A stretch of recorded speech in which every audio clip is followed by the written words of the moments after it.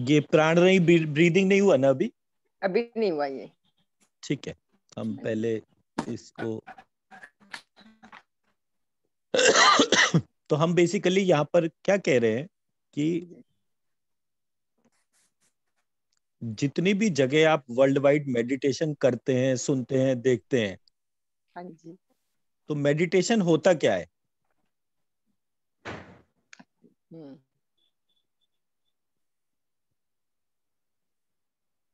बताइए। मेडिटेशन का मेरे हिसाब से तो यह है कि Concentrate your thoughts, बिल्कुल जो मैं समझ शांत होकर के बैठते हैं और सोचते हैं कि जितना भी नेगेटिव थॉट्स हैं शुरू में आते हैं, फिर वो धीरे धीरे निकल जाते हैं, तो अब फिर हमारा ध्यान अपने अंदर ही की ओर लगना शुरू हो जाता है। मैं फिर उस समय दुनिया से कुछ लेना देना नहीं है कि कोई हमारे आस पास है या नहीं है, और उससे में पीस ऑफ माइंड मिलता है बहुत ज्यादा। इसीलिए शांति के लिए मेडिटेशन करते हैं, मुझे तो ऐसा लगता है। मेरा ख्याल तो मेडिटेशन का जो मैं समझती हूँ कि हम अपनी जो वायु मतलब जो सांस लेने की प्रक्रिया है उस पे कंसंट्रेट करने की कोशिश करते हैं, और धीरे धीरे हमारे बाकी के जो थॉट्स हैं उनकी डीक्लटरिंग होनी शुरू हो जाती है और आप एक चीज पे कंसंट्रेट करते हैं। ओके, तो देर आर मल्टीपल डेफिनेशंस जो कि मेडिटेशन में होती हैं। मतलब हर एक धर्म अलग तरीके को मेडिटेशन कहता है। तो सबसे पहले तो हमें ये समझना चाहिए कि मेडिटेशन जो है वो वास्तविकता में मतलब जितने धर्म है उतने प्रकार के मेडिटेशन की वो बात करते हैं। हाँ जी। ठीक है ना? तो हमारे को in terms of dictionary terms क्या होता है, एक एक चीज को बड़े ध्यान से देखना चाहिए, तब हमारे को ये सब्जेक्ट पकड़ में आएगा कि एक्चुअली जब हम कोई चीज करा रहे हैं तो वो किस तरह से है।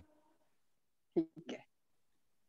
ठीक है। हाँ जी। जैसे मैं आपको सब्जेक्ट की स्टडी बताऊं कि जब हमारी दुनिया में सब्जेक्ट्स बने, तो जब ब्रिटिशर्स ने इसको 1800 समथिंग में 1650 में चर्च का एस्टेब्लिशमेंट हुआ था, वेटिकन सिटी बनी थी 1650 में। उसके वेटिकन बाद से सिटी।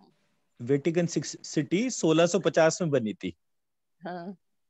और 1650 में बनने के बाद से जो ईसाइयत का प्रचार प्रसार जो था वो कंसोलिडेटेड हो गया था। पहले वो कंसोलिडेटेड नहीं था। हम्म। तो ईसाइयत के प्रचार प्रसार के बाद उन्होंने अपना सब कुछ स्वयं तैयार करा। तो जो सब्जेक्ट डिवाइड था वो किस तरह से था कि शरीर और मन की चिकित्सा वो मेडिसिन का पार्ट था, हम्म। आत्मा की चिकित्सा साइकोलॉजी का पार्ट था। ठीक है।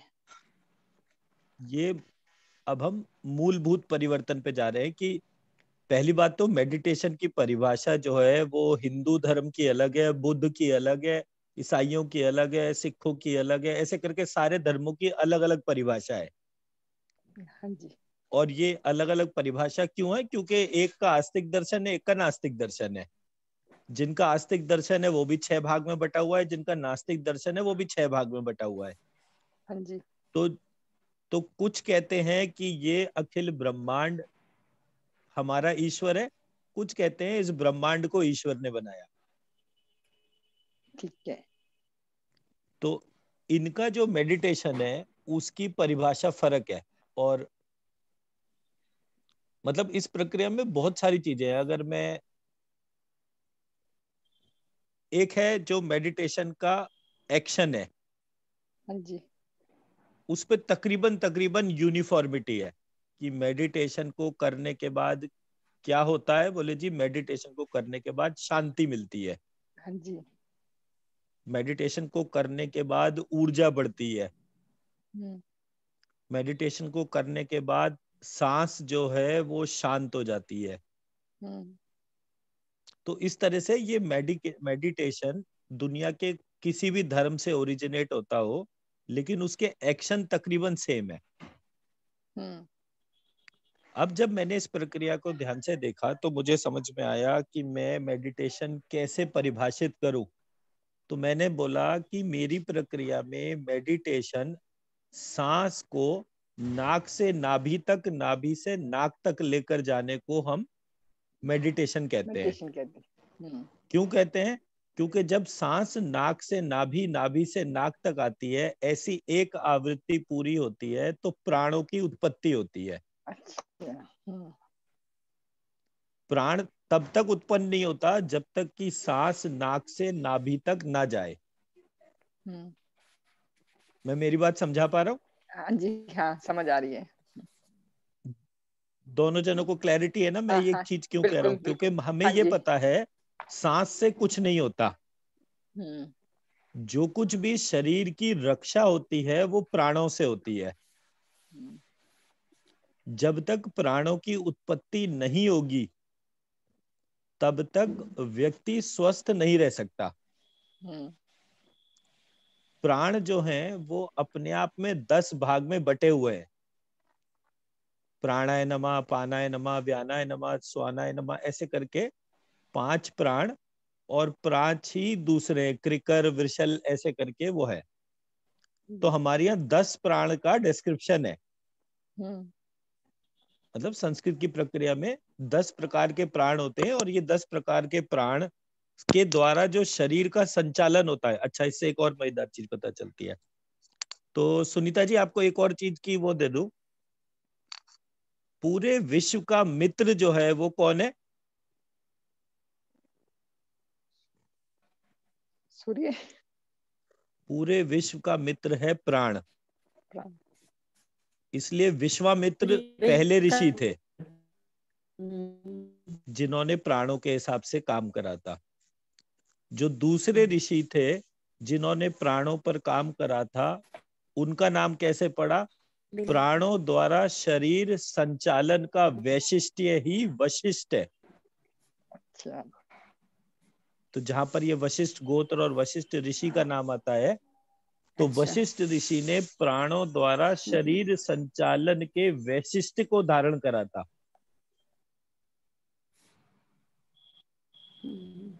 इसलिए नाम पड़ा वशिष्ठ।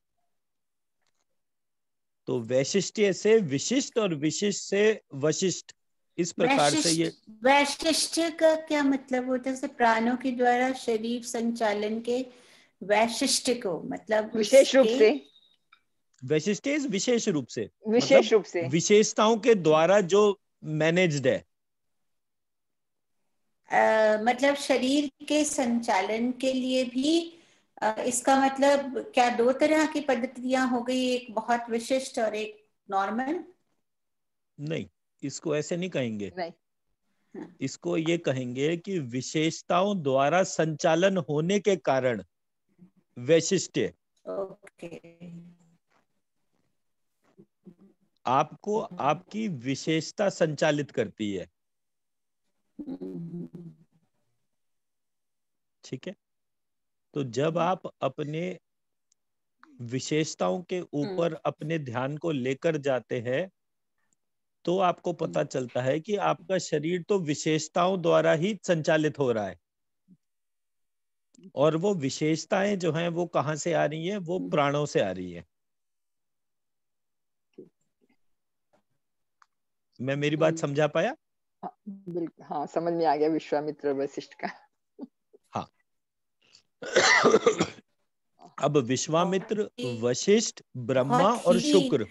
बहुत ही इतनी अच्छी बात, मतलब बहुत ही बढ़िया बात आपने कही है। अब बढ़िया बात तो कहनी पड़ेगी ना, कोई वशिष्ठ नाम वाला व्यक्ति सामने बैठा है तो कुछ ना कुछ अच्छा बोलना ही पड़ेगा ना। नहीं, मतलब the philosophy of it is becoming very interesting because you know कि आप अपने मतलब टू रिसर्च ऑन समथिंग कि आप अपने विशेषताओं की ओर ध्यान दें प्राणों के द्वारा, right? Am I right? Absolutely. And प्राणों के द्वारा अपनी विशेषताओं पे ध्यान दें and the research on that is pretty intense. हाँ, और ये होगा कब? जब आप अपनी सांस को नाक से नाभि तक, नाभि से नाक तक लेकर जाएंगे। और नाभि तक क्यों लेकर जाएंगे? क्योंकि नाभि में ही प्राणों की उत्पत्ति होती है। तो जब आप अपनी सांस के ऊपर अपने ध्यान को लेकर जाते हैं और आपकी सांस नाक से चलकर नाभि तक पहुंचती है, इस बीच में वो 9 चक्रों को पार कर लेती है। नाक से नाभि के बीच में? हाँ, नाक से नाभि के बीच में सब कुछ आ गया ना, पूरा शरीर आ गया। हाँ जी, हाँ जी। मूलाधार तो नहीं आया ना इन 9 चक्रों में फिर? नाक से नाभि में सब कुछ आ गया जी। फिर से रिवाइंड करिए सब कुछ। अच्छा। ये 10 प्राण जो है ना, ये स्काई से एयर, स्काई से फायर, स्काई से वाटर, स्काई से अर्थ, फिर एयर से फायर, एयर से वाटर, एयर से अर्थ, ऐसे करके ये 10 प्राण की स्थिति निकल कर आती है। अच्छा, ठीक है। एक चक्र से दूसरे चक्र की परिधि को कोई पार करता है। जैसे मतलब ऐसे लेकर चलिए, ऑफ ट्रैक डिस्कशन करते हैं। एक व्यक्ति के शरीर में एक आत्मा थी, तो वो आत्मा जितनी देर शरीर के अंदर ही शरीर साबुत रहा, जीवित रहा। जैसे ही वो व्यक्ति के शरीर को आत्मा छोड़कर गई, इमीडिएटली तो शरीर ऐसा नहीं हुआ ना कि एकदम से घुल गया। हाँ। उसको समय लगा। अब वो समय कितना लगा? सबसे पहले जो वो था, शरीर में पानी जो था उसकी स्थिति बढ़ती है, पानी धीरे से निकल जाता है। फिर उसके बाद स्किन जो है खत्म हो जाती है, फिर मांसपेशियां जो है उस पर फर्क आता है, और जो बोन मैरो और हड्डी जो होती है वो 8-10 लाख साल तक भी खत्म नहीं होती। तो हमारे यहाँ और शरीर का मोह आत्मा को कब तक रहता है? जब तक शरीर डिसॉल्व ना हो जाए। तो हमारे यहाँ पहले शरीर को जलाते हैं और जलाने के बाद उसे गंगा जी में ले जाते हैं, ब्रह्म कुंड में। वहां उस ब्रह्म, मेरी छोटी सी शंका है, आप कहती हैं कि आत्मा का मोह शरीर से तब तक रहता है जब तक हम उसे नहीं जलाते। मैं एक सेकंड अपना पार्ट पूरा कर लूं, फिर मैं बताता हूँ। ठीक है। तो शरीर जो है उसको पहले जलाया जाता है, जलाने के बाद अस्थियों को इकट्ठा करा जाता है, इकट्ठा करके उसको हरिद्वार ले जाते हैं, हरिद्वार में ब्रह्म कुंड में जाता है। ब्रह्म कुंड की विशेषता क्या है कि वहां का जो जल है उस क्षेत्र का, उसमें हड्डियां तुरंत ही डिसॉल्व हो जाती हैं। ये उस स्थान की विशेषता है। जैसे ही हड्डी डिसॉल्व हो जाती है, तुरंत ही वो व्यक्ति का जो मोह है, मतलब आत्मा का जो शरीर के लिए आसक्ति है, वो तुरंत खत्म हो जाती है। तो व्यक्ति का अगला जन्म जो है उसका मार्ग खुलता है। अब आप पूछे, क्या पूछ रहे हैं इंदु जी? सर, मैं ये पूछ रही थी, आप कह रहे हैं कि आत्मा का शरीर से मोह तब तक रहता है जब तक हम उसे जलाते नहीं हैं। हाँ। यहाँ मेरे एक और जो क्वेश्चन है वही है कि जो जैसे देहदान, अंगदान ये अभियान चल रहा है, इसमें देहदान करने वाले को तो इट मीन्स उसको मृत्यु के बाद भी उसकी आत्मा को सब कुछ पता लगता रहेगा कि अब मेरे शरीर के साथ क्या हो रहा है, कौन से मेरे पार्ट्स निकाले जा रहे हैं, कैसा क्या कर रहे हैं। देखिए, ये जितने भी लोग अपना अंगदान करते हैं, उस अंगदान का कर्म का जो शुभता है वो तो उनको मिलती है, इसमें कोई डाउट नहीं है। लेकिन उस व्यक्ति को उतनी देर का कष्ट बढ़ जाता है। अच्छा। तो जो शुभता प्राप्त होती है और जो अशुभता है, वो दोनों ही फर्क चीजें हैं। अच्छा, मतलब उसको तब तक पता रहता है जब तक उसके नहीं, पता रहना तो देखिए, इसमें जो मेन ग्रंथ है, अगर आप उसको पढ़ेंगे तो इसमें गरुड़ पुराण के अंदर ये सारे डिस्क्रिप्शंस दे रखे हैं। अच्छा। तो वहां पर एक चीज बिल्कुल कैटेगरी लिखी हुई है कि अगर कोई आप अच्छा काम कर रहे हैं तो उसका शुभ फल आपको प्राप्त होगा। अगर कोई आप गलत कर रहे हैं तो उसकी अशुभता भी प्राप्त होगी। ये नहीं है कि शुभ से अशुभ कट जाएगा। आपने 100 शुभ कर्म करे और 100 अशुभ करे तो शुभ से अशुभ कटेगा, ये कहीं नहीं लिखा। सर, मैं ये पूछ रही हूँ, मैं बहुत दिन से था मेरे दिमाग में कि अगर मृत्यु के बाद भी शरीर हमारा कहीं जाता है और आत्मा के कारण उसमें उस समय भी कष्ट होता रहता है, तो फिर हमारे शरीर के साथ जो हमारे अंग निकाले जाते हैं, तो उस समय भी इसका मतलब हमें फीलिंग होती है कि क्या हो रहा है। अनुभूति इस देखिए, बात की। ये अंग प्रत्यारोपण, रक्तदान, मेरे हिसाब से तो ये सारी चीजें बिल्कुल फुटाइल है। अच्छा। जो लोग शौकिया रक्तदान करते हैं वो अपने शरीर को नष्ट ही कर रहे हैं एक प्रकार से, और जिस दूसरे व्यक्ति को वो दे रहे हैं रक्त, उसके भी वो किसी काम नहीं आता, उल्टे उनको बीमारियां और कष्ट होते हैं। बट ये इतना बड़ा रैकेट है कि इस चक्कर में देखिए ये सारी की सारी डॉक्टर्स की क्रिएटेड प्रोसीजर्स है।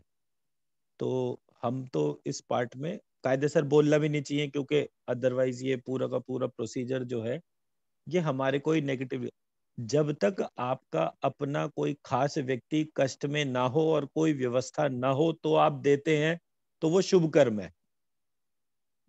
खाली बैठे हैं क्या करें, बोले जी खून दे आते हैं, तो इसका मतलब ये है कि वो व्यक्ति अपने पैरों पे खुद कुल्हाड़ी मार रहा है। उसका रीजन क्या है वो समझिए। बायोलॉजिकली जब भी हम भोजन करते हैं उस भोजन से रस बनता है और उस रस से रक्त बनता है। रक्त से अस्थि, मांस, मेद, मज्जा, वीर्य, स्नायु, रोम, त्वचा, ऐसे करके ये 9-10 चीजें बनती हैं। आयुर्वेद अनुसार प्रत्येक जो है वो एक हिस्सा मल और एक हिस्सा अगला जो प्रोसेसिंग है वो जनरेट करता है। मतलब हमने 1 किलो भोजन करा तो हमारे शरीर में 100 ग्राम रस और 900 ग्राम मल तैयार हुआ। अच्छा। अब 100 ग्राम रस जो है वो प्रोसेस होने के बाद 1 ग्राम रक्त और 99 ग्राम जो है वो मल तैयार करता है, तो रस का मल बन गया। इस प्रकार से वो एक आयुर्वेद का पूरा प्रक्रिया दे रखी है। अब आपने क्या करा, जो 1 ग्राम रक्त के तौर पे इकट्ठा होता रहा और आपने जो है 2 लीटर के 4.5 लीटर करीब खून होता है एक व्यक्ति के साधारण रूप से शरीर के अंदर, तो 4.5 लीटर में से आप मैक्सिमम 1-2 लीटर जब भी आप खून देने की प्रक्रिया करते हैं तो वो खून तो चला जाता है शरीर से बाहर, लेकिन उसके साथ साथ जो मल तैयार होता है वो शरीर को नुकसान पहुंचाता है। अब क्या है कि मेडिकल साइंस खुद ही जज है, खुद ही वकील है, खुद ही क्रिमिनल लेवल, उसका हिसाब किताब उस तरीके से है। बोले जी मैं ही सब कुछ कर रही हूँ, तो वो क्या कर रहे हैं कि वो पूरी प्रक्रिया में लोगों को कह रहे हैं कि आप रक्तदान करिए, रक्तदान से आपके शरीर में कोई फर्क नहीं पड़ेगा। अब वो जो रक्तदान हो रहा है उस प्रक्रिया के बाद आपके शरीर पे फर्क पड़ा है नहीं पड़ा ये कौन बताएगा, वही मेडिकल साइंस। लेकिन सर जैसे मेरा जो गुड़गांव में रिकॉर्ड था, वास्तव में मुझे कोई फर्क नहीं पड़ता था। मैंने तो बहुत बार ब्लड किया है डोनेट, हाँ, आपने कमजोरी भी ब्लड नहीं डोनेट महसूस हुई। करा है, लेकिन आपको अपने शरीर के बारे में 100 चीजें नहीं पता होंगी। सबसे पहली चीज तो कमजोरी होती है जो पता ही नहीं चलती है। अच्छा। हमारे रक्त में कितनी सारी चीजें होती हैं, उसको जब आप ध्यान से देखना पढ़ना शुरू करेंगे तब आपको पता चलेगा कि क्या क्या चीजों में फर्क आ रहा है। तो इसलिए वो कोई उसका एस्पेक्ट नहीं है। मेरे फादर का 2001 में ओपन हार्ट सर्जरी हुआ था, तब मुझे तकरीबन 7 या 9 लीटर 9 यूनिट खून चाहिए था यूनिट। डैडी के लिए। तो तमाम लोग आए और उन्होंने रक्तदान करा और चले गए, सब फैमिली से ही आए थे सारे के सारे। एम्स में हुआ था डैडी का ऑपरेशन, तो उस टाइम पर जब हमने इसको चेक करा तो इमीडिएटली सबसे पहला पार्ट जो हमने ऑब्जर्व करा कि वो खून चढ़ने के बाद, जबकि सारे परिवार के व्यक्ति थे, उसके बावजूद भी उनको गुस्सा भयानक बढ़ गया। अच्छा। तो तब हमें धीरे धीरे करके पता चला कि इसमें क्या क्या चीजें। फिर बाद में जो है उसमें क्लॉट फॉर्मेशन हुई। क्लॉट फॉर्मेशन के बाद डैडी को पैरालिसिस अटैक हुए। पहले मतलब वो लिखना पढ़ना तक भूल गए थे, ऐसे करके स्थिति हुई।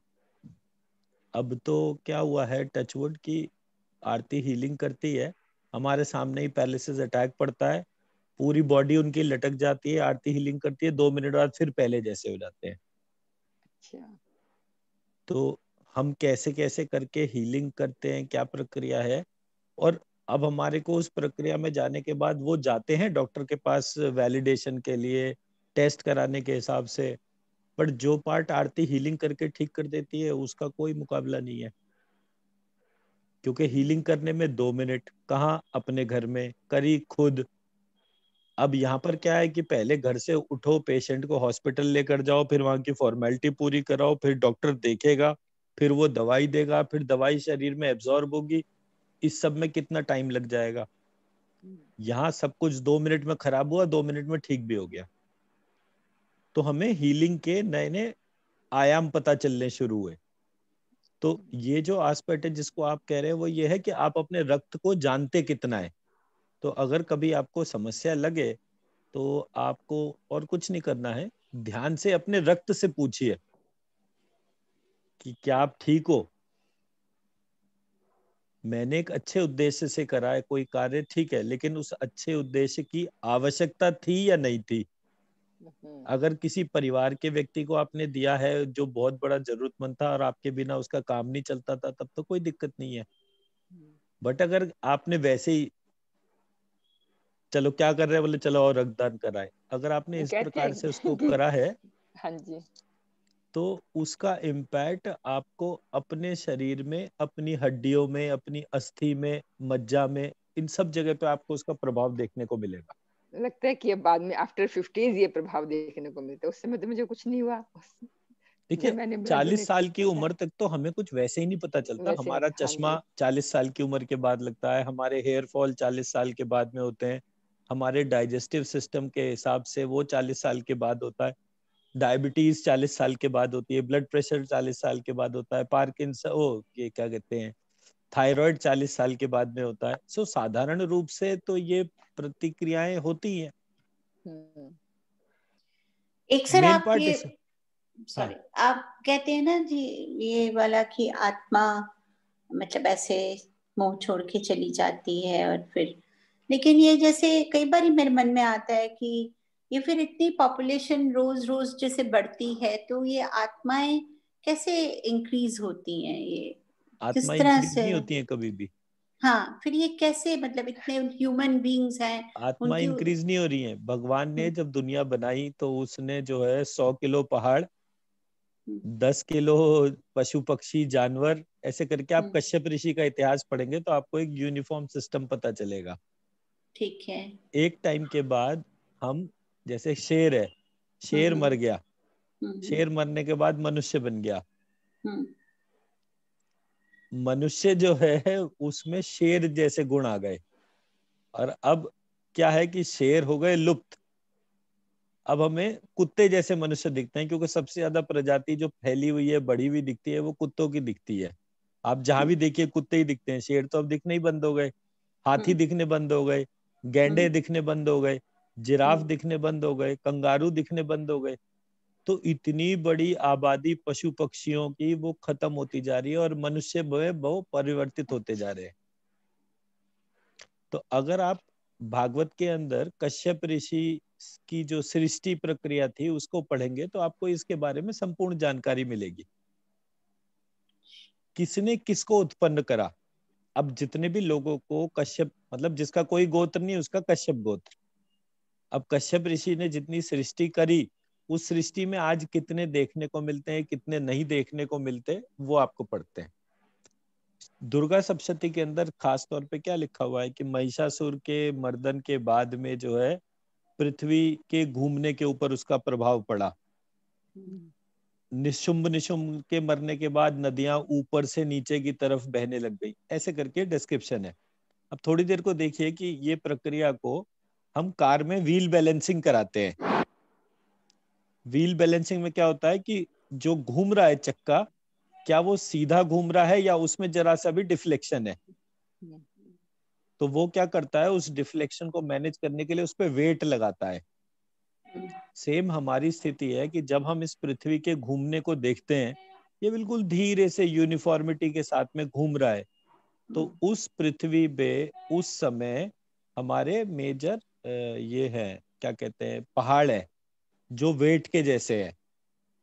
उस वेट को जब देखते हैं तो आपको पता चलता है कि ये वेट जो है ये इस तरह से हमारे पहाड़ है कि ये पृथ्वी के घूमने को संतुलित करते हैं।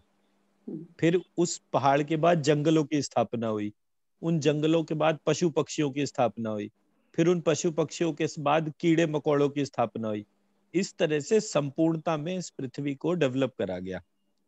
जब वो संपूर्णता में पृथ्वी को डेवलप करा गया तब पृथ्वी स्थिर होके चली। अब मनुष्य ने युद्ध करे, मनुष्य ने जानवरों को मारा, ऐसे करके तमाम जितनी भी चीजें करी गई, उन सब चीजों को करने के बाद वो प्राकृतिक संतुलन डिस्टर्ब हो गया। अभी दिल्ली गवर्नमेंट ने क्या करा था कि उन्होंने पहले बहुत सारे पेड़ काटे और फिर पेड़ काट के उन्होंने एक साथ ही लगा दिया। पहाड़ों में आप देखिए, जब ये केदारनाथ में जल प्लावन और वो बाढ़ और तूफान आया था, बादल फटा था, उस टाइम से पहले उन्होंने क्या करा कि पहले तो भयानक पेड़ काटे उन्होंने, क्योंकि सड़कें बनानी थी, सब कुछ करना था। वो पूरा का पूरा इरिगेशन वाला जो पहाड़ों में सेटअप हुआ तो वो पूरा करा गया। आपके कश्मीर में भी अभी इस समय यही स्थिति है। तो पहले तो उन्होंने पेड़ काट दिए। अब पेड़ काटने के बाद उन्होंने एक साथ 10 लाख पेड़ लगा दिए। उसकी यूनिफॉर्मिटी को ध्यान नहीं करा, उसको एक साथ ही लगा दिया। नतीजा क्या हुआ कि पूरे सिस्टम में से जो उस पूरे पेड़ों की जो पावर थी वो ही नष्ट हो गई। अब पेड़ काम क्या करता है, पेड़ों का जो ग्रीन मैटर होता है वो बादलों को अपनी तरफ आकर्षित करता है। अब एक जगह बहुत सारा ग्रीन मैटर कर दिया तो बादल आया, उसने पूरी शक्ति को उस ग्रीन मैटर ने निचोड़ लिया अपनी तरफ, अट्रैक्शन बन गया, तो एक प्रकार से वो बादल फट गया। क्योंकि जितना भी पानी था वो धीरे धीरे यूनिफॉर्मिटी में बारिश नहीं हुई, एक जगह बहुत सारी बारिश हो गई, एक जगह बहुत सारी हुई तो पूरा केदारनाथ ही बह गया। था तो सारे कच्चे कच्चे ही तो पहाड़ थे, ये हिमालय तो कच्चे पहाड़ हैं, जो आबू पर्वत वगैरह हैं वो पक्के पहाड़ हैं, तो वो पहाड़ उसी तौर पे बह गए। तो हमारे यहाँ व्यापारियों ने सरकार से मिलकर अपना काम तो कर लिया, लेकिन दंड हम सबको भुगतना है। तो हम दंड भुगत रहे हैं। तो कोई भी व्यापारी सरकारी व्यक्ति के साथ मिलके जब कभी कोई भी गलत काम करता है उसका दंड हमारे ऊपर जरूर आता है। हम हमेशा ये कहते हैं कि भाई हमें क्या मतलब, कर रहे हैं तो कर रहे हैं, हम तो साफ सुथरे हैं। उसका मतलब ये नहीं है कि हमें दंड नहीं मिलेगा, हमें टैक्स ज्यादा देना पड़ेगा, हमें टैक्स ज्यादा देना पड़ेगा। पहला फर्क किसी भी तरह से, मतलब हमारे देश में तो ऐसी कानून व्यवस्था है कि कोई भी व्यक्ति वो बिना टैक्स दिए बच ही नहीं सकती। भाई आप सड़क पे चलेंगे गाड़ी में तो आपको टोल देना है, ठीक है ना। अगर आप कोई भी सामान खरीदेंगे, नमक खरीद लीजिए साधारण रूप से, तो सेल्स टैक्स देना है। तो बिना टैक्स किसी भी प्रकार से दिए तो आप बच ही नहीं सकते। और हम तकरीबन 80-90% टैक्सेबल सिस्टम में जाते हैं, नेट नेट जब उसको देखते हैं तब तो ये वैट और इस सब के बाद और फर्क पड़ गया। खैर हम गलत डायरेक्शन में जा रहे हैं। तो मेरा कहने का मकसद ये है कि जब हम शरीर को आत्मा के संबंध पे देखते हैं तो आत्मा ने शरीर और मन का निर्माण करा, तो आत्मा का शरीर और मन के लिए एक आसक्ति होता है। मन जो है वो इच्छाओं से चलता है, मतलब सुख और दुख के जो अनुभूति है वो मन के तौर पे रहती है, और जो शरीर जो है वो बाकी चीजों के आधार पे रहता है। तो जब तक शरीर है तब तक उससे आत्मा का संबंध बना रहता है। तो शरीर का जब डिसॉल्व हो जाता है तब वो आत्मा जो है अगले जन्म के बारे में सोचती है। अब जिन धर्मों के अंदर जैसे ईसाईयत, इस्लाम और इन सब के तौर पे, इनमें व्यक्ति को दफना दिया जाता है। दफनाने की वजह से शरीर तुरंत नष्ट नहीं होता, शरीर तुरंत नष्ट नहीं होता, क्योंकि अस्थियां तो हजारों साल लेती है उसके नष्ट होने के तौर पे। तो वो जितनी भी आत्माएं हैं वो भटकती रहती है। तो जब हमने इसको स्टडी करा तो हमें पता चला कि विश्व भर में बहुत सारे मांत्रिकों के और तांत्रिकों के ग्रुप हैं जो केवल ये आपका अफ्रीकन, अमेरिकन, इन सब कॉन्टिनेंट्स में जो केवल आत्माओं को जो है उसकी शांति पर ही जो है मंत्रोच्चारण और वो सारी क्रिया कराते हैं कि ये आत्माएं किसी को भी कष्ट ना दे। पर जितने भी भूत प्रेत रिलेटेड मैटर हैं, आप देखिए ईसाईयत और इस्लाम पूरा भरा पड़ा है, कहीं भी इसकी कोई कमी नहीं है। क्योंकि अगर कोई चीज हमारे यहाँ हो रही है और बाकी जगह उस प्रक्रिया को नहीं किया जा रहा, तो उसका मतलब ये नहीं है कि उन पे प्रभाव नहीं पड़ रहा उसके तौर पर है, उन पे प्रभाव बराबर पड़ रहा है। आज देखते देखते विश्व में जितने भी अमेरिकन, अफ्रीकन, ये सारी जो कंट्री और सिविलाइजेशंस हैं, इनमें परिवार का सिस्टम ही खत्म हो गया। आज 40-50 साल की एज में तो साधारण रूप से वहां की महिलाएं शादी करने के बारे में बात करना शुरू हुए। बच्चे भले ही 20 साल की उम्र से पैदा होने शुरू हो जाते हो, लेकिन परिवार बनाने की प्रक्रिया जो है वो खत्म हो गई, तो अपने आप ही खत्म हो गए। हमारे देश में आज भी परिवार की व्यवस्था चल रही है। 80% क्या 90-95% आबादी आज भी परिवारों के तौर पे ही चल रही है। तो ये हमारे मूलभूत परिवर्तन थे जो हमने स्टडी करे थे। तो हमने क्या बोला, शरीर का प्राणों द्वारा संचालन, शरीर संचालन के वैशिष्ट्य से ही ये पूरी प्रक्रिया चल रही है। तो सिर्फ एक चीज को ठीक करते ही आप अपने आप को रोग मुक्त कर लेते हैं। वो क्या चीज है? सबसे पहली, सांस लेने की कला। उस सांस लेने की कला में पहला काम क्या है? नाक से लेके नाभि तक, नाभि से लेकर नाक तक, ये पहला स्टेप हो गया। फिर सांस जो भीतर लेते हैं उसके साथ श्रीम, सांस जो बाहर निकालते हैं उसके साथ ह्रीम, ये दूसरा स्टेप हो गया। तीसरी चीज, ये सांस के ऊपर और नीचे जाते जाते अपने लब्धिकाग्र चक्र का ध्यान, जहां पर कि हम अपनी सोल सीट को आइडेंटिफाई करते हैं। तो लब्धिकाग्र चक्र से हमारे शरीर के संपूर्ण सेल, टिश्यू, ऑर्गन, सिस्टम वो कनेक्टेड है, वो सारा वहां पर है। आप ये नोट्स बनाने में टाइम मत लगाओ, ये सब कुछ लिखा हुआ है, उसके वीडियो भी। नहीं, मैं इनको कह रहा हूँ, सुनीता जी को। अच्छा हाँ। तो वो नोट्स बनाने में टाइम मत लगाइए। नोट्स, ये तो वीडियो मैं आपको भेज ही दूंगा ना, तो आप आराम से तब नोट्स बनाइएगा। ठीक है। अभी तो जो मैं आपको बता रहा हूँ उसको पार्टिसिपेट करके कंप्लीट कर लीजिए, जल्दी जल्दी चीजें हो जाएंगी। अदरवाइज ये 7 दिन का प्रोग्राम 14 दिन में भी खत्म नहीं होगा। तो मेरे कहने का मकसद ये था कि इस प्रकार से इन 3 स्टेप्स में जब हम अपनी सांस के साथ में बीज मंत्र प्लस अपना लब्धिकाग्र चक्र इसको करते हैं, तो हमारा संपूर्ण ब्रीदिंग सिस्टम एक्टिवेट होता है। अब जब सांस से प्राण बनते हैं, तो प्राण के होने से हमारे शरीर का बॉडी टेम्परेचर बढ़ना शुरू होता है। बिल्कुल ठीक। जैसे ही हमारा बॉडी टेम्परेचर बढ़ता है, इसका मतलब शरीर में अग्नि बढ़ जाती है। जब शरीर में अग्नि बढ़ती है तो भोजन का पाचन इंप्रूव हो जाता है। तो शरीर में 3 चीजें हैं, एक स्काई और एक अर्थ, इनको बाहर कर देते हैं। एयर, फायर और वाटर। हाँ जी, बिल्कुल ठीक। एयर जो है वो कन्वर्ट हो जाती है प्राण में। अगर प्राण में कन्वर्ट नहीं होती तो होती है वात में। अच्छा। तो एयर कंप्लीट कन्वर्ट हो गई तो प्राण, इनकम्प्लीट हुई तो वात। ओके। वात क्या मतलब एक्चुअली में क्या वायु का ही मतलब, जो इनकम्प्लीट एयर है, इनकम्प्लीट कंबशन है, उससे वात रोग पैदा होते हैं। जैसे कहते हैं वायु से वायु रोग हो गया, कहीं कहीं वो घूमती रहती है, पेन होना शुरू हो जाता है। हमारे कोई भी प्रक्रिया में वायु रोग होते हैं। जितनी भी हमारी बीमारियां हैं उसमें 3 प्रधान रोगों के कारण होते हैं, वात, पित्त और कफ। हाँ। ठीक है, तो वात जो है वो वायु है।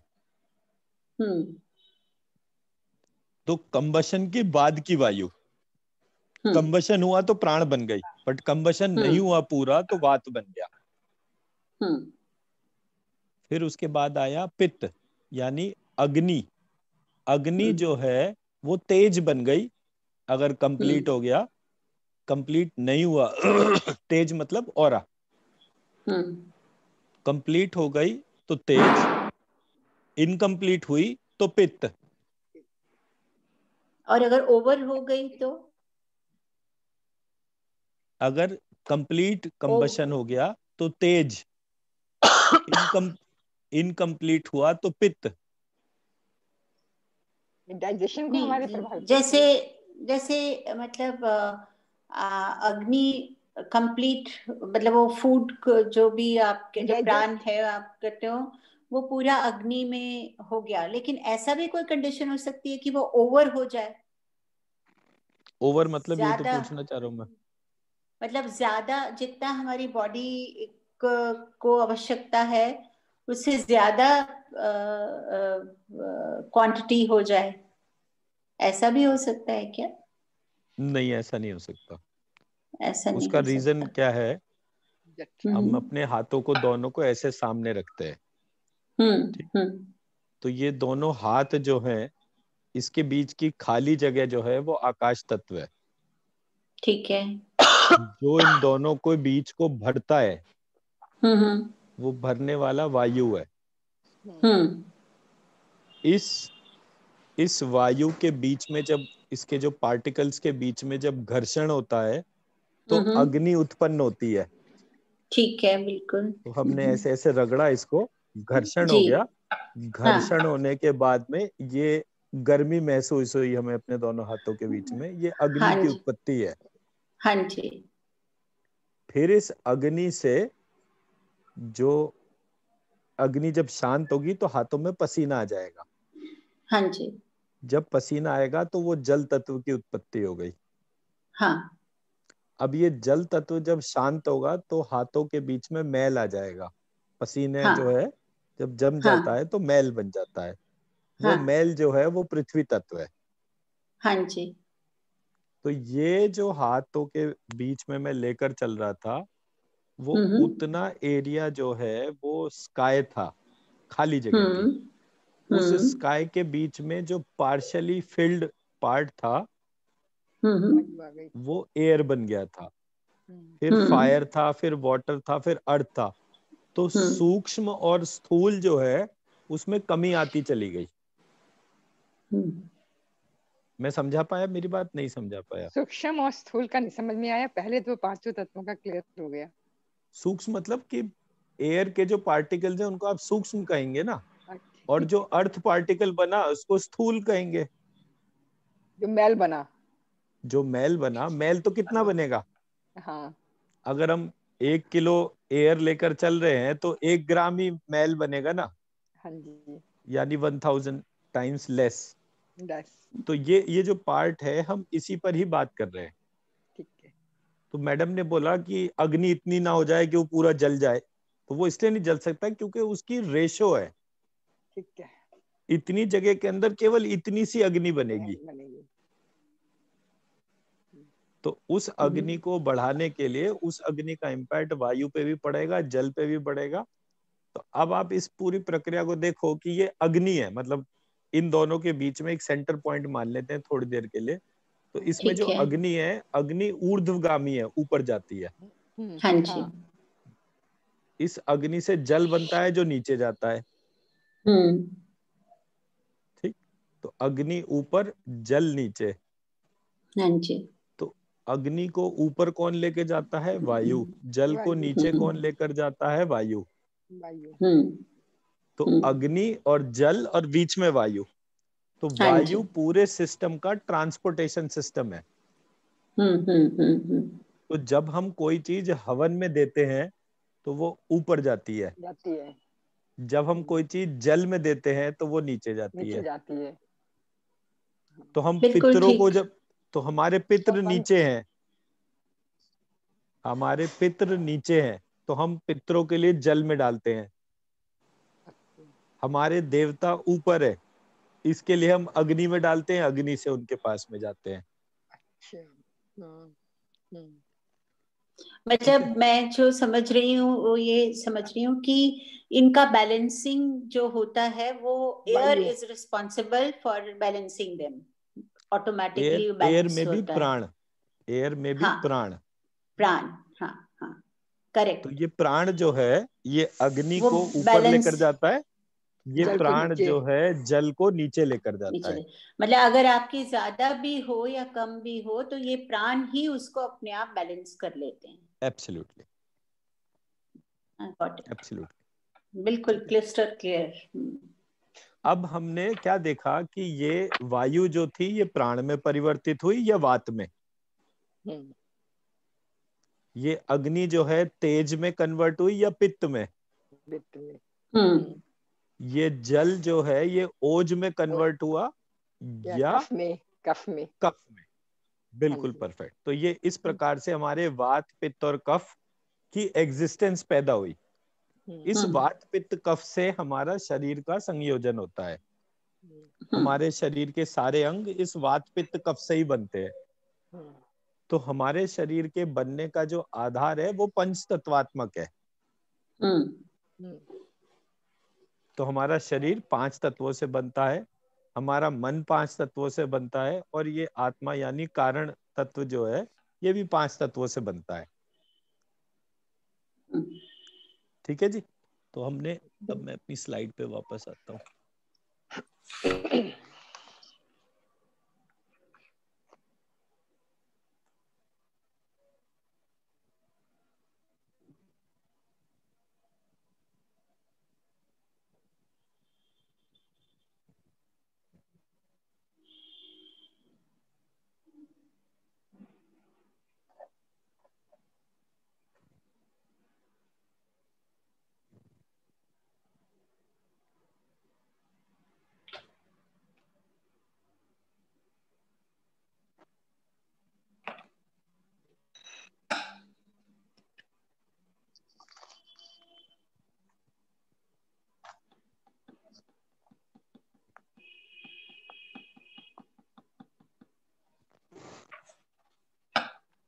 तो इस वाली स्लाइड में हमने basically air, prana, vata, desires and wants,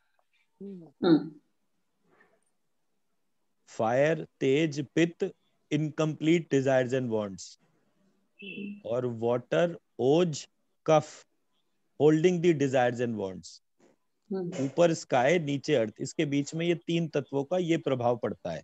अब ये डिजायर्स एंड वांट और ये सब क्या है ये बाद में कवर करेंगे। अभी मैंने सिर्फ एक पार्ट को इसके एक्सप्लेन कर दिया। हाँ जी। ठीक है।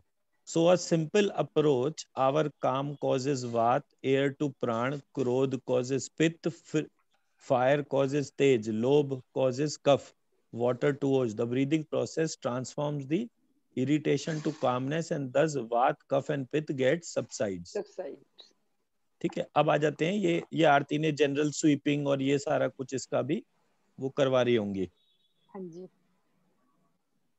ठीक है।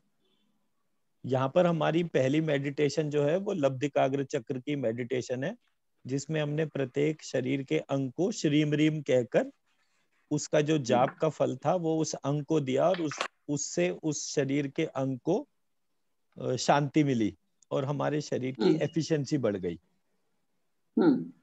ये हमारा मेडिटेशन 1 का पार्ट था। सो इस तरह से हमारा डे 1 का जो प्रोसेस है वो कंप्लीट हुआ।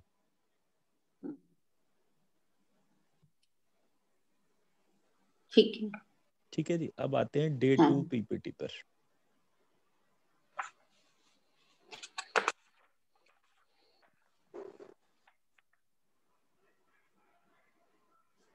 सो हमने सबसे पहले बोला 3 in 1 mind body soul. We are 3 in 1। हमारा माइंड बॉडी और सोल 3 होते हैं, और 3 को 2 करने के लिए हमने बोला कि हमारी सोल ने ही इस शरीर और मन का निर्माण करा। तो हमारे शरीर में आत्मा कहाँ पर है, तो हमने ये वाला उसका लब्धिकाग्र चक्र के माध्यम से इस स्लाइड पर जाकर हमने ये बताया कि वो आत्मा कहाँ रहती है। बोले वो आत्मा इस जगह रहती है। और इसके लिए एक सोलफुलनेस लोकेटिंग द पॉइंट के लिए एक वीडियो हमने बनाया जो यूट्यूब पर डाला, उसका लिंक हमने इस पीपीटी में दे दिया है आपको। ठीक है जी। अब जब इस पॉइंट को देखते हैं तो हमने ये बताया कि इस पॉइंट से पूरा शरीर कनेक्टेड है। तो हमने जब इस पॉइंट को ध्यान से देखा तो ये जहाँ गोला सा बीच में दिख रहा है, इस पॉइंट के ऊपर ब्रेन के 5 पार्ट हैं। हमारी दोनों आंखें इस नस के माध्यम से इस पॉइंट से कनेक्टेड है। हमारी नाक से जो 2 छेद है नाक के, वो दोनों इस पॉइंट से कनेक्टेड है।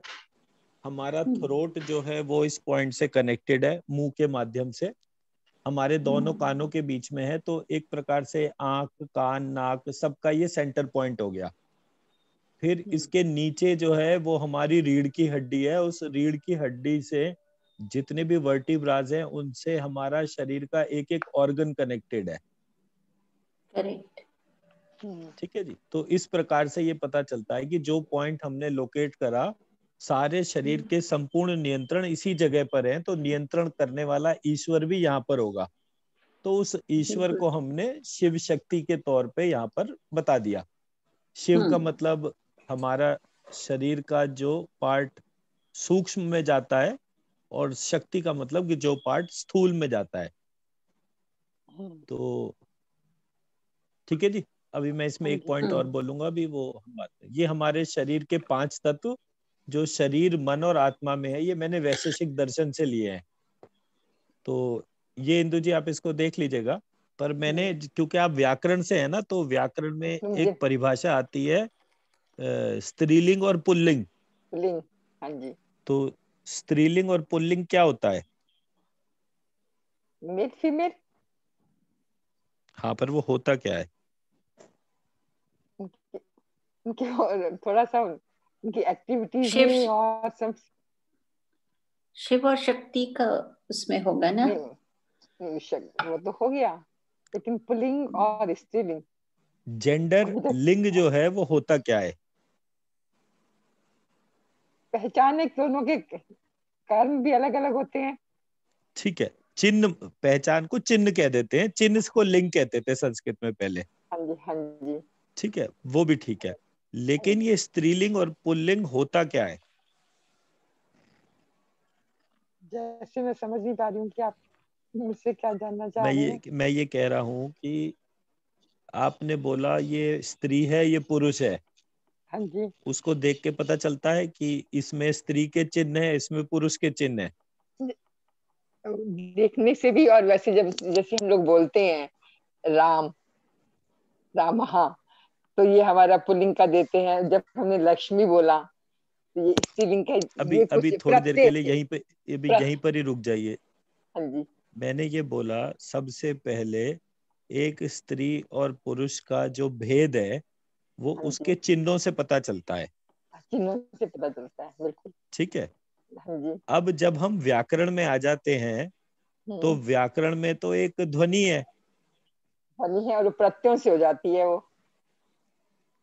तो उसमें आप चिन्ह निर्धारित कैसे करेंगे?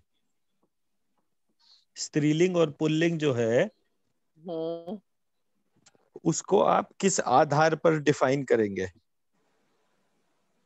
सर वो तो जो हम लोग शब्द की रचना करते हैं, शब्दों की जो रचना करते हैं उसी के हिसाब से नहीं होगा। उसमें जो हम लोग ये सुफिक्स लगा देते हैं कि स्त्रीलिंग के ये हैं और पुल्लिंग के ये देखिए, हैं। मैं यही वाली बात कह रहा हूँ। आप क्या करते हैं वो मुझे बता रही है, जबकि मैं आपसे परिभाषा पूछ रहा हूँ। मैंने आपसे ये पूछा कि स्त्रीत्व स्त्रीलिंग का और बोध पुल्लिंग की करवाई स्त्रीलिंग, परिभाषा। और जो पुरुषत्व का बोध करवाई वो पुरुष। हाँ, बस ठीक है। आप श्री सूक्त और पुरुष सूक्त का पाठ कर चुके, हाँ जी, उसको देख भी चुके। हाँ तो जी। ब्रह्मांड में जितने भी कार्य हैं उसको आप स्त्रीलिंग और पुल्लिंग के तौर पे बांट सकते हैं। हाँ जी। तो परिभाषित क्यों नहीं कर सकते? हाँ ठीक है, तो सोचने वाली बात है। हाँ, मतलब मेरा और आपका जो फर्क है ना वो सिर्फ इतना है। मैं, आप मुझसे हाँ बोलो जी। कि इस सेंटेंस को गौरव शुक्ला ट्रांसलेट करके बताओ संस्कृत में, ये हिंदी में हाँ लिखा हुआ है। जी। हाँ जी। मैं उल्टा भी लटक जाऊं तो भी नहीं कर सकता। लेकिन मैंने जब संस्कृत पढ़ी तो मैंने एक एक चीज को परिभाषित करा। तो मैं हाँ आपके जी। सामने परिभाषा रखता हूँ। वह जो स्थूल को सूक्ष्म करे वो पुल्लिंग, अच्छा। और जो सूक्ष्म को स्थूल करे वो स्त्रीलिंग।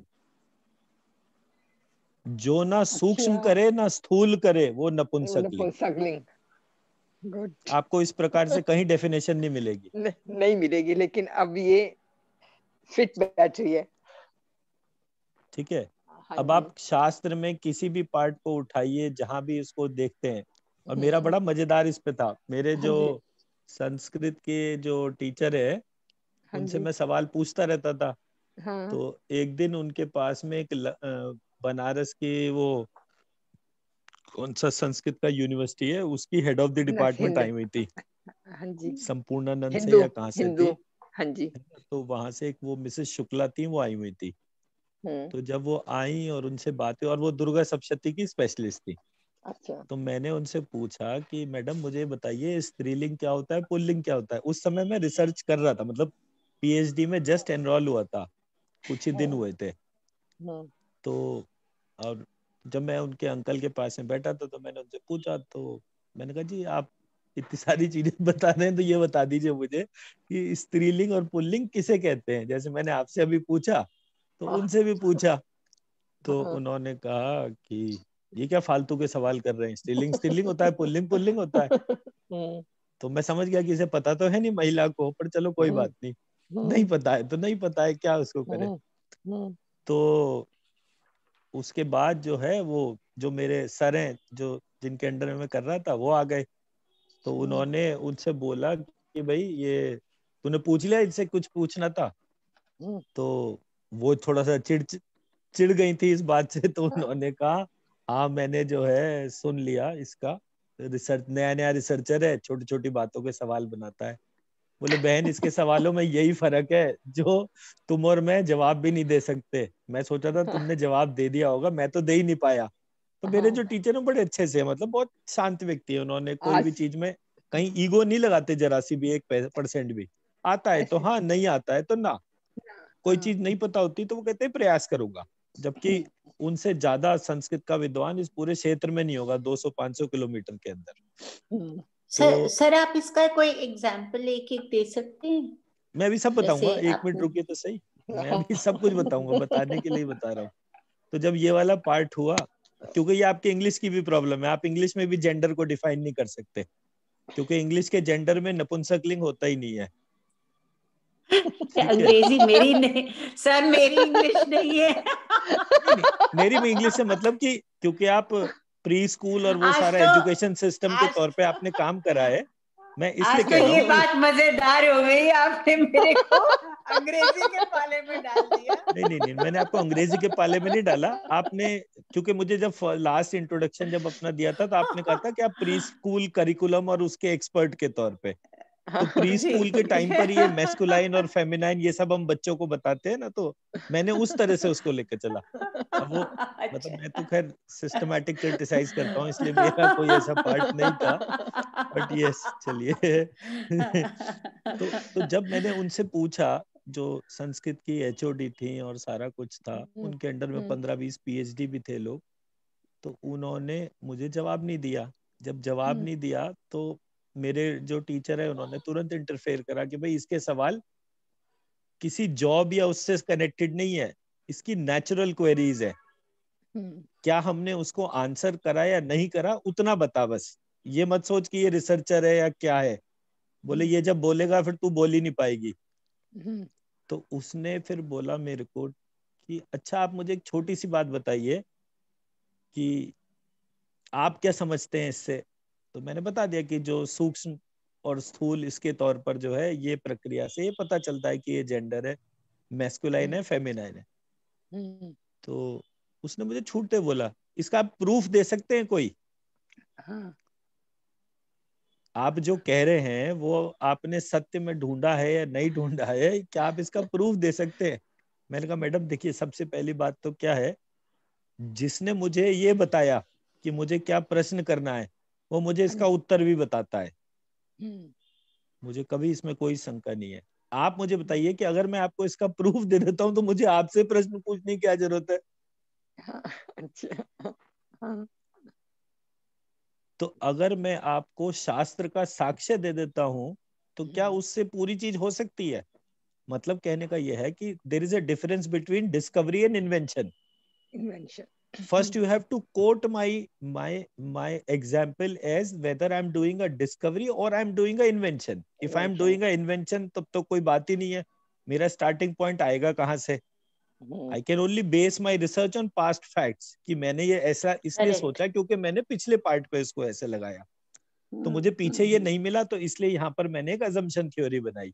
बट ये डिस्कवरी की डोमेन तक तो पॉसिबल है, but it is not possible in the cases of invention, because आप पूरा नया सिस्टम की बात कर रहे हो।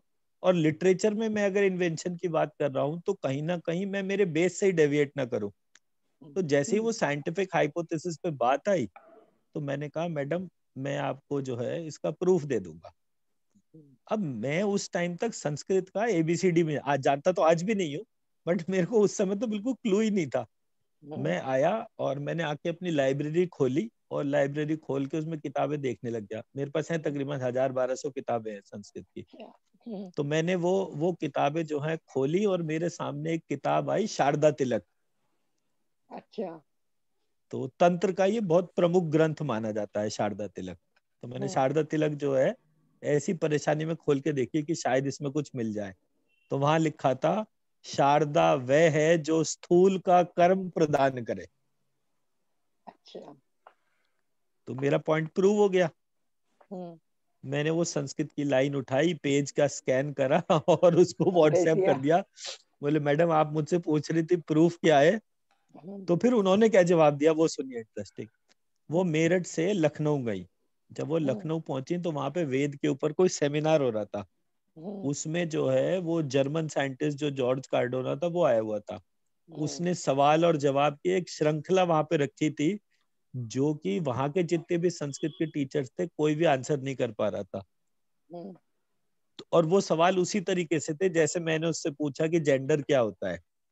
तो उस महिला ने मेरे टीचर को बोला कि बोले भैया उसको बोल देना वो जो लड़का काम कर रहा है वो काम बिल्कुल सही कर रहा है, धैर्य धारण करे और अपने काम पे लगा रहे, एक ना एक दिन उसे सफलता जरूर मिलेगी। कितना समय लगेगा मैं ये नहीं कह सकता। तो ये मैं आपको जो है 8-9 साल पुरानी बात बता रहा हूँ कि जो जिस रास्ते के तौर पे हम बात कर रहे थे, मैंने आपको कल या परसों ये बोला था ना कि अगर आप कंप्यूटर की लैंग्वेज को, उसकी ग्रामर को संस्कृत की ग्रामर से मैप कर देंगी तो पूरी दुनिया संस्कृत पढ़ना शुरू कर देगी। ठीक बात है। तो संस्कृत का अगर गरिमा, संस्कृत का मान अगर हमें बढ़ाना है तो हमारे को उसे कंप्यूटर की भाषा को एक सबसेट बनाकर प्रूव करना पड़ेगा। वो बहुत आसान है वो, जबकि बट वो तब पॉसिबल होगा जब हम एक एक स्टेप को उसी तरह से, तो ग्रामर में तो इतना काम करने के लिए है कि पूरी दुनिया को आप झुका सकते हो। It is a very easy process. ठीक है ना। तो ये पार्ट था जो मैंने इसका ऑब्जर्व करा। हाँ अब आप बताइए सुनीता जी, आप क्या कुछ क्वेश्चन कह रहे थे। मैं एक एग्जाम्पल सोच रही थी कि अगर आप दे सके मुझे और क्लियर हो जाएगा कि स्थूल को सूक्ष्म में जो परिवर्तित कर सके वो पुल्लिंग, राइट, और जो सूक्ष्म को स्थूल में परिवर्तित कर सके वो स्त्रीलिंग। हाँ तो मतलब हमारा ह्यूमन फंक्शन ये होता है ना, एक महिला जो है एक सूक्ष्म को ही तो स्थूल बनाती है। बच्चे को जन्म देने, एक बच्चे को जन्म देने की प्रक्रिया में वो सूक्ष्म को ही तो स्थूल बनाती है। हाँ, and the other way around. और सेम ऑपोजिट भी वैसे ही है। एक पुरुष जो है जो कुछ भी शरीर में ग्रहण करता है उससे वो सूक्ष्मतम द्रव्य वीर्य को उत्पन्न करता है, जिससे वो उस पूरी प्रक्रिया को पूरा करेगा। ये तो उतना ही सिंपल है ना। And it applies to everything. यहाँ पर जो हमारा प्रश्न था जिसको मैं हाईलाइट कर रहा था, वो हाईलाइट कर रहा था कि क्या ये प्रक्रिया शास्त्र सम्मत है। मतलब शास्त्र में स्त्री और पुरुष नहीं होता है, फंक्शनिंग नहीं होती है, पर फिर भी जो है उसमें स्थूल और सूक्ष्म की क्रिया रिफ्लेक्ट होती है। तो जैसे मैम ने बोला कि राम से रामा और ये सारी प्रक्रिया में जाने के बाद में जो है, क्या ये जो डेफिनेशन चिन्ह परक मैंने बोली ये तब भी एप्लीकेबल होगी। होगी, बिल्कुल होगी। तो ये जो प्रक्रिया है इसकी स्टेब्लिशमेंट की बात कर रहा था मैं। बहुत अच्छी डेफिनेशन है। तो हमारे यहाँ देखिए जो भी एस्पेक्ट है वो सिंप्लिसिटी के ऊपर आधारित है। अगर हम सिंपल तरीके से एक सब्जेक्ट को एक से दूसरे तक ट्रांसफर कर देते हैं, तो हमारे यहाँ संस्कृत में एक टर्म होता है ये सूत्र। सूत्र, पाणिनि ठीक के है जी। जैसे तो पाणिनि के सूत्र हैं। हाँ, तो सूत्र के जो गुण हैं उनको जब आप देखते हैं तो उसमें सबसे पहली चीज लिखी है, it is a one line statement. हाँ। तो जितने भी नियम है, लॉ आर सूत्र। तो जब आप ये इस पार्ट पे एक एक चीज को आइडेंटिफाई करते हैं तो आपको पता चलता है कि जब तक कोई सूत्र मतलब वन लाइन स्टेटमेंट है तभी तक वो डेफिनेशन बन सकता है। अगर कोई चीज वन लाइन स्टेटमेंट नहीं है तो वो डेफिनेशन भी नहीं है, व्याख्या। वो व्याख्या हो गई। तो व्याख्या हो गई। सूत्र के बाद ही व्याख्या आएगी। जी। ठीक है जी, तो चलिए मैं वापस अपनी पीपीटी पे पहुंचता हूँ।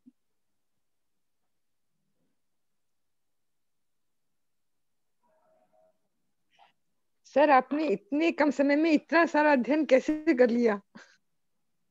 देखो जी, आप मेरी तरह करोगे तो 2-3 साल बहुत हैं इस पूरी प्रक्रिया के लिए। नहीं, बहुत ज्यादा, हर इतने बड़े बड़े ग्रंथों के बारे में, और फिर उसके बाद सब कुछ याद रहना, जो शायद अब हमारे बस की बात नहीं है। मैं तो भूल जाती हूँ, मैंने तो 80 में देखिए की थी एमए। ये जितनी भी चीजें हैं ना, ये हाँ सिर्फ जी। आप इसलिए कह रहे हैं, आपने जब कोई चीज पढ़ी उसका हाँ जी। प्रैक्टिकल यूसेज आज तक क्या करा? मैं बस तो यही काम यही ही यहाँ प्रैक्टिकल पे कर रहा था। हमारी कमी यही रही है कि हमने उसको एज ए सब्जेक्ट पढ़ा, और आगे जाकर के जब तक तो क्लासेस लेते रहे तो टच में रहे बच्चे, क्योंकि क्वेश्चंस करते थे तो उनको सॉल्व भी करना था। और जब पढ़ते थे तो पाणिनि के सूत्र उस समय तो ये टिप्स पर थे, कहीं भी बैठते थे कोयले से नीचे बैठ करके कोई शब्द लिया, उसकी सीधी करनी शुरू कर दिए, क्यों हुआ, कैसे हुआ, कहाँ हुआ। पढ़ाई छूटने के बाद जब कॉलेज में आए तो बहुत लिमिटेड हो गया, ग्रामर का कुछ है, ग्रामर का एक पेपर है, देखिए उसमें दुनिया कुछ के नहीं। जितने भी इंटेलेक्चुअल है ना, हाँ जितने जी। भी इंटेलेक्चुअल जिनको हम सो कॉल्ड इंटेलेक्चुअल बोलते हैं, वेदर उनके पास डिग्री है या नहीं है, दैट हाँ डजंट जी। मैटर। हाँ जी। अगर कोई व्यक्ति इंटेलेक्चुअल है तो वो एक ही कारण से इंटेलेक्चुअल हुआ कि उसने उस शब्द के अर्थ को ढूंढने में प्रयास करा। हाँ जी। तो हमारे को, मैंने इस शब्द के अर्थ को ढूंढने में समय नहीं लगाया, मैंने अपने अंदर की जो आवाज थी मैंने उसको सुनने में टाइम लगाया। हाँ जी। पढ़ाई उसने करी, हम्म। ये मंत्र की नॉलेज XYZ कोई भी चीज वो उसने करी, मैंने कुछ नहीं करा कभी भी। मैं आपको एक एग्जांपल देता हूँ। मैंने जब पहली बार मेरे गुरुजी से बोला कि ये पृथ्वी चक्र मतलब मूलाधार चक्र जो है ये पृथ्वी तत्व है, तो सब जगह पृथ्वी तत्व लिखा हुआ है। तो गुरुजी बोले भाई ऐसा है, तुझे तो खुद भी नहीं पता कि तू कितनी गंभीर बात कर रहा है, ये तो आधारभूत ज्ञान है, तो तुझे अभी पता नहीं है कि तू किस टॉपिक पे क्या बोल रहा है, तू बोल तो दिया बट जानता नहीं है। तो जब ये वाला पार्ट हुआ तो मैंने कहा अच्छा, तो मैं वापस आया, वापस आकर मैं डिक्शनरी लेकर बैठा और मैंने अ ई उ री लिरी ऐसे करके लिरी को उठाया और उसको देखा। जब मैंने लिरी उठाया तो वहां पर लिखा हुआ था पृथ्वी तत्व, अच्छा। जो दैत्य और देवता को जन्म दे उनकी। तो लिरी जो है वो अदिति देवी के लिए को दे रखा था एग्जाम्पल के अच्छा। तौर पे। अच्छा। तो मेरे को मन में फट से आया कि मैंने कहा यहाँ तो क्लियर कट पृथ्वी तत्व ही लिखा है, तो लिरी पृथ्वी तत्व है, तो बात प्रूव हो गई कि मैं ही गलत हूँ। तो मेरे अंदर की आवाज जो थी उसने बोला, जो सुर और असुर उन दोनों की जननी है वह आकाश तत्व स्वरूप। अभी थोड़ी देर में क्या था परिभाषा, दैत्य और देवता की जननी, पृथ्वी। इसलिए पृथ्वी।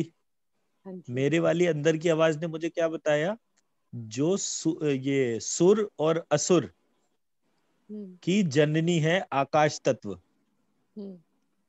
जैसे ही उसने ये मुझे बोला, मतलब बकायदा एक सूत्र की तरीके से मेरे सामने वो प्रक्रिया फिर से रखी, तो मैं तो इधर से दंग रह गया। तो मेरे को तो अंदर की आवाज मुझे चैलेंज करी थी, देख तुझे मैंने क्या बताया था, गलत बता रहे थे। तो मैं एकदम से चौंक गया, क्योंकि मेरी अंदर की आवाज इतनी लाउड एंड क्लियर थी कि मैं एज ए टीचर उसको सुन रहा था। तो मैंने कोई रिसर्च नहीं करी, मैं तो एक चीज को पढ़ रहा था, बात कर रहा था, और मुझे किसी चीज ने उसका बिल्कुल इक्वल एंड ऑपोजिट डोमेन में करेक्ट करके चीज बताई। तो जब आपने मुझे लास्ट टाइम बोला कि भाई मैंने देवी से बोला मुझे साक्षात्कार दो, तो देवी ने कहा मैं तो हर समय तुम्हारे साथ हूँ, तुम्हें क्यों जरूरत है मैं प्रूव करूं। हाँ। ठीक वही स्थिति मेरी भी है कि मेरे अंदर जो आवाज है वो मुझसे बात करती है, मुझे हर चीज बताती है, बट मैं उससे प्रश्न तो करूं। ठीक बात। तो आपके में और मेरे में जो फर्क है वो उस प्रश्न का ना करना है। तो हम दोनों ये बात स्वीकार करते हैं कि हमारे शरीर के अंदर एक आत्मिक तत्व है जो जागृत है और इतना जागृत है कि हम उससे बात कर सकते हैं, और हम जो बात करें तो वो जवाब देता है। हाँ। बट क्या वो हमें पढ़ा भी सकता है लाइक ए स्टूडेंट? मैंने उसको करके देखा तो वो सफल रहा, आपने उस तरह से नहीं करा शायद। नहीं किया, नहीं किया। आप एक दफे से करेंगे और हर तरीके का उसे प्रश्न डालेंगे तो ये पूरा का पूरा सिग्नेचर प्रोग्राम के तौर पे तैयार हो जाएगा। और मैं ये इसलिए कह रहा हूँ क्योंकि आज की तारीख में जर्मनी, इंग्लैंड, ऑस्ट्रेलिया, इन सब जगह पे संस्कृत भाषा के तौर पे सीवियर रिसर्च हो रही है। वो लोग जानना चाहते हैं कि हम कैसे संस्कृत को पढ़ें। उनमें से किसी को कुछ समझ में ही नहीं आ रहा।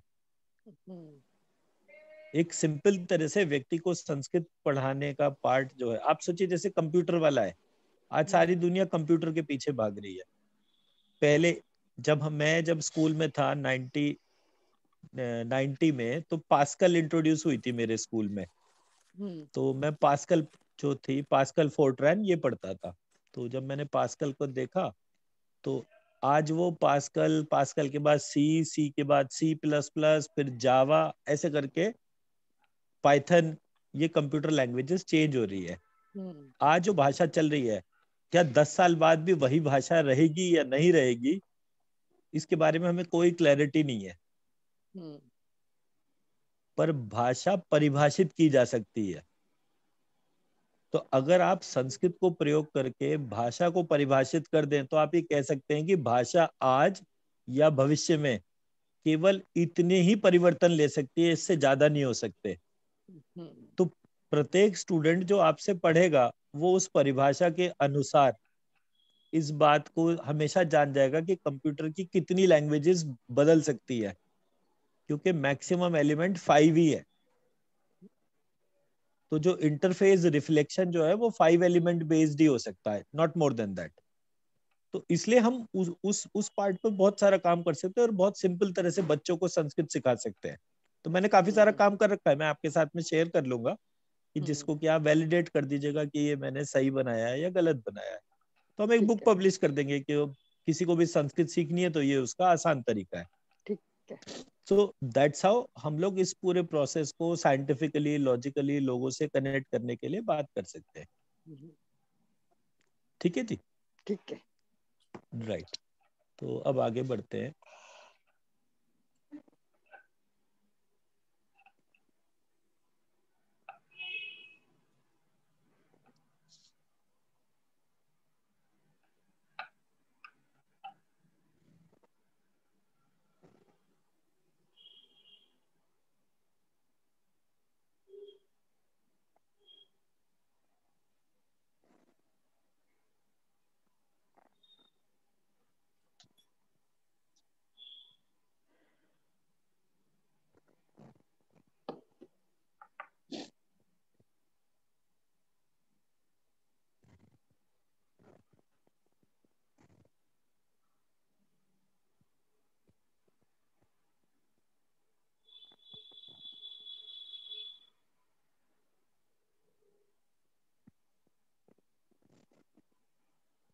अब यहाँ पर आता है हमारे 3 प्रकार के शरीर, कारण शरीर, स्थूल शरीर और सूक्ष्म शरीर।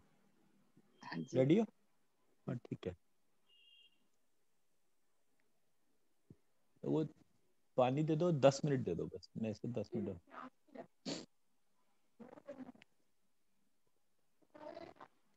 ठीक है जी? हाँ जी। अब ये वाली पीपीटी आपको देखनी है। इस पीपीटी में मैंने यहाँ पर क्या हाईलाइट करा है कि सबसे पहले 5 तत्व थे। 5 तत्वों से साउंड उत्पन्न हुई। साउंड ने रिफ्लेक्ट करा अपने आप को वर्णों में। वर्ण जो है वॉवल्स और कॉन्सोनेंट्स में बटे। वॉवल्स एंड कॉन्सोनेंट्स ने अपने आप को वर्ड मीनिंग में डाला। वर्ड मीनिंग से बना सेंटेंस, सेंटेंस से पैराग्राफ, पैराग्राफ से चैप्टर, चैप्टर से बुक, बुक से सब्जेक्ट, सब्जेक्ट से लाइफ, और लाइफ ने अपने आप को 5 एलिमेंट्स में बाइफरकेट कर दिया।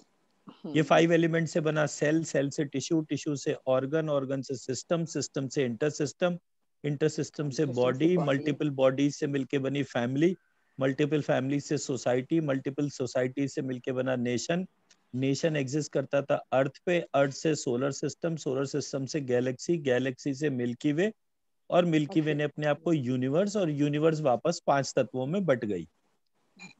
तो इस प्रकार से हमने पूरे प्रक्रिया में 5 तत्वों के माध्यम से पूरी शिक्षा व्यवस्था को परिभाषित कर दिया। इस प्रकार से करने से हमारे को पूरे प्रोसेस में सारी चीजें पता चली कि हमारे यहाँ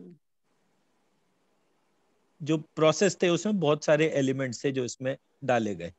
तो ये मैंने उसमें एलिमेंट से रिलेटेड है, तो मैं पहले रिक्वेस्ट करूंगा कि ये पूरा पार्ट आपको पढ़ना है पहले, तब हम इस पर जो है क्वेश्चन और सारी चीजें कर सकते हैं। इसमें सब कुछ यहाँ पे लिखा हुआ है, क्योंकि वो आरती के क्लास का टाइम हो रहा है, तो इसलिए जो है हाँ जी। मेडिटेशन 2 वाला पढ़ना है, 1 वाला नहीं, आपको ये जो डे 2 अल्फाबेट वाली साउंड। पीपीटी है, हाँ जी। डे अच्छा 2 जी, रिवाइज जो साउंड। पीपीटी शेयर करी है ना मैंने, हाँ जी साउंड से 1 से, ठीक है। हाँ, ये आपको ये पूरा का पूरा पार्ट पढ़ना है, ताकि फिर हम इस पे क्वेश्चन करेंगे कल। ठीक क्योंकि है। अभी आरती का जो है वो उसका पार्ट पूरा नहीं हुआ है, तो मैं इसलिए उसको पार्ट को पहले पूरा चाहता। ठीक है। ठीक ठीक है जी, तो मैं ये क्लास ठीक। आरती को हैंड ओवर कर रहा हूँ।